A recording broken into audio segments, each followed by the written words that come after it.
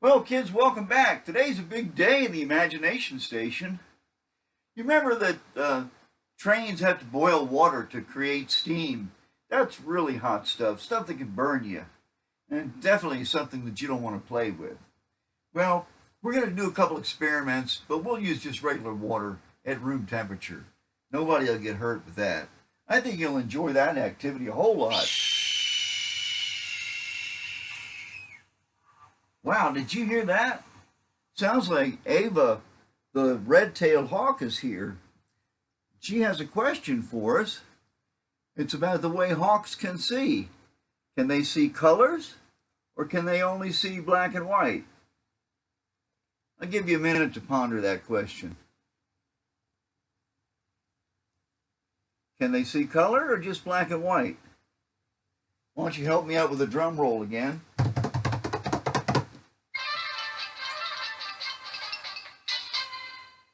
And the answer is they can see in colors. They can see in more colors than we can, further into the spectrum than we can.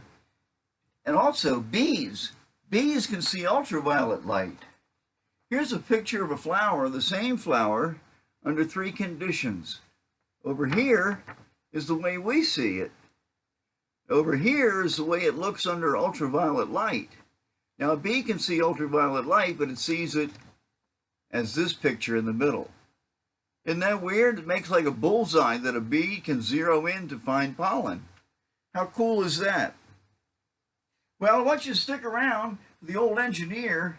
He's got some slides and an experiment that puts an awful lot of hope in a little teeny bubble of air. And I'll see you in a little bit. Bye-bye.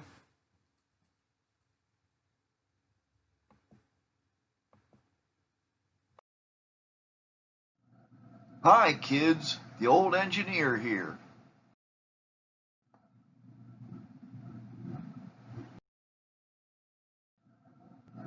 I like the conductor's question for me today. He's right. We really can't see air. So how can we measure it?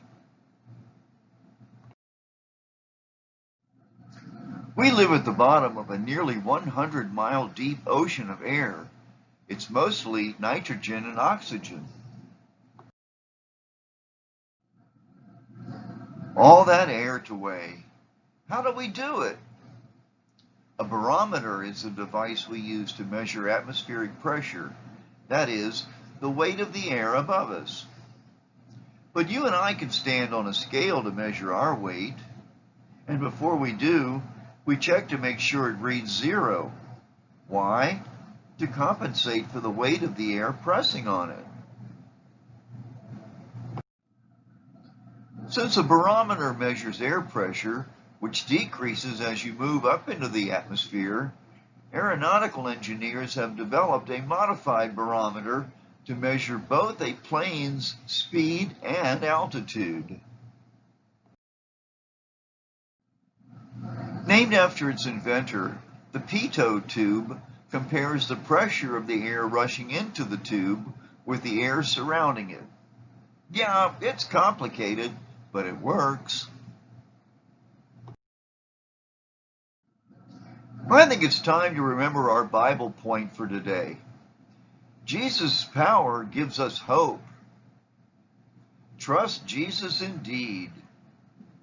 If you have ever flown on an airplane, you hope your ears don't pop as the plane gains altitude or as it descends to land. It can be painful at times. Some people say chewing gum helps equalize air pressure. It's worked for me. Now we're going to show you an air pressure trick you can try at home.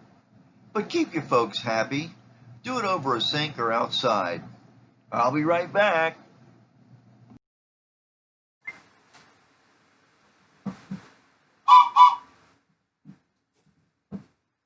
Hey kids, come join me over here.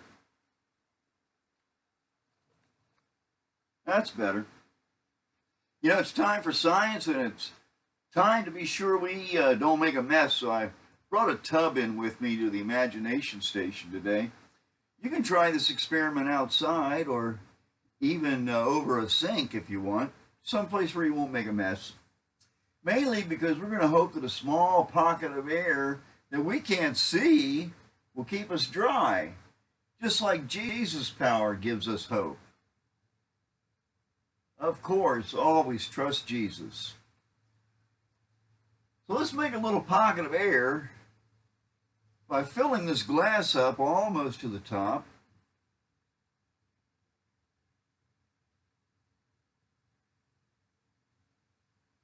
That's probably close enough.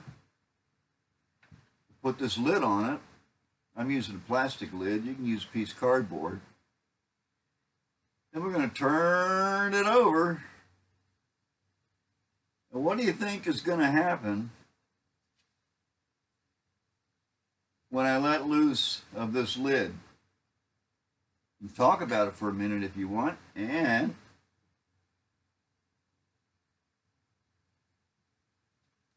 so what you think? Where do you think it's going to go? How about a drum roll?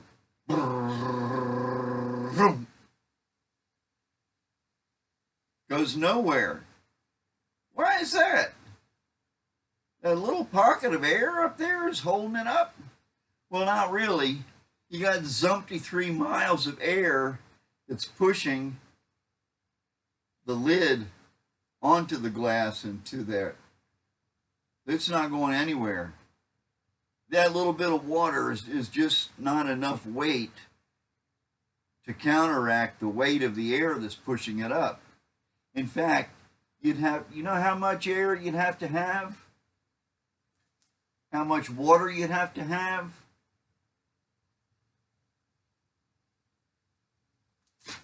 30 feet. Okay, let's try another shape. Let's try this one. It's not too tall, but it's pretty big around. Let's see what happens. Put some water in it. Put on a lid, kid. Turn it upside down.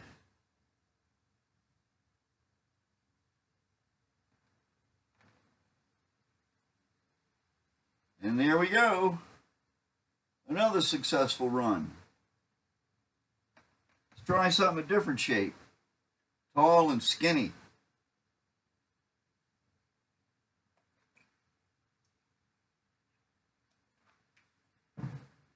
Try this lid again. Upside down. Turn loose. All right. Bat 1,000 so far. I got one. Mr. Tall and Skinny. Let's see what that does.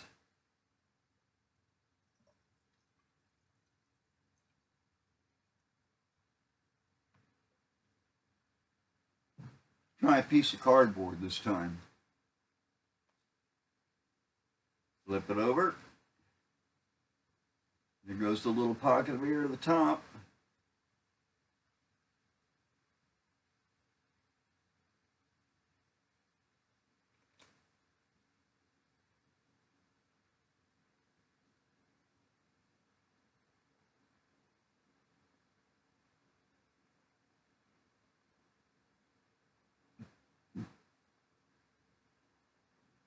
Let enough water out yet? A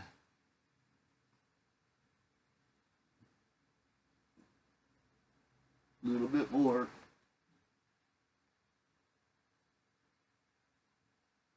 And there we go. Bye-bye, water. That's all the time I've got for today, kids. We got a train that's getting ready to pull out of here. I got to go move a freight train onto a siding.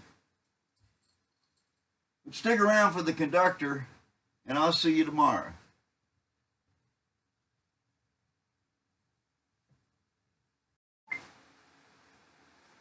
Well, kids, there's dozens of miles of air above us.